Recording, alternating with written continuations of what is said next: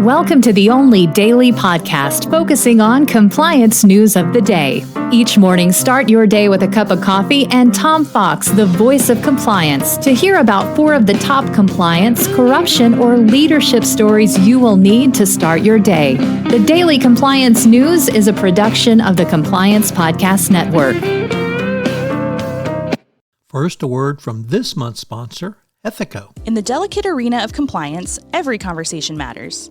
Traditional methods can leave callers feeling unheard, but Ethico changes the game. Our empathetic interview technique reshapes compliance calls into powerful, compassionate interactions, ensuring no crucial detail is missed.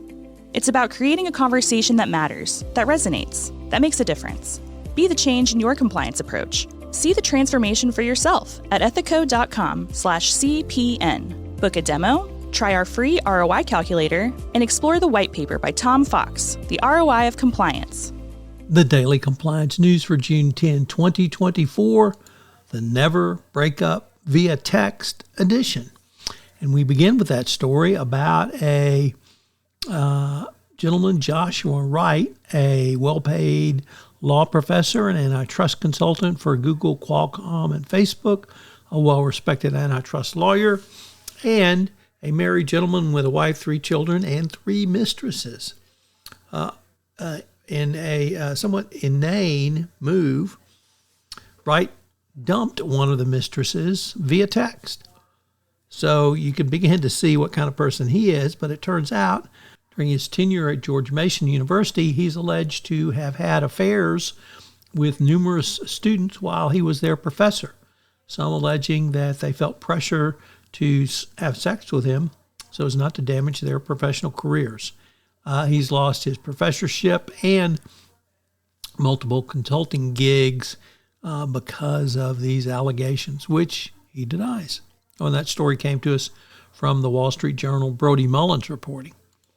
Next up from Bloomberg, the bank Toronto Dominion Bank, or TD, has had new allegations that a branch worker in Florida took a series of $200 bribes to help clients move millions into Colombia, skirting U.S. AML defenses. That's right, $200 bribes to engage in money laundering. The cases, which had not been previously reported or identified by the bank, are part of a sweeping probe by officials at the DOJ, banking regulators, and the Treasury Department into allegations of money laundering and other financial crimes at the bank. The article opines that some analysts now peg the cost for TD at over $2 billion. Next up, from the Financial Times, the sordid story of former bankruptcy, or now disgraced bank and former bankruptcy judge David Jones, who is living with a partner of a law firm who was practicing in front of him, that he directed millions of dollars to in fees in bankruptcy cases, has now gone to hearing to see if the case can go forward as a racketeering case.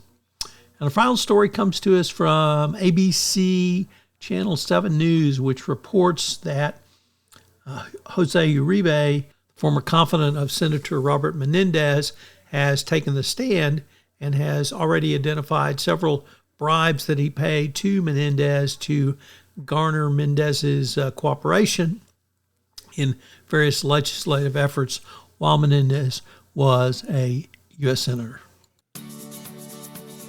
The Daily Compliance News is a production of the Compliance Podcast Network and a proud member of C-Suite Radio. Thanks so much for listening. I hope you'll join me again tomorrow.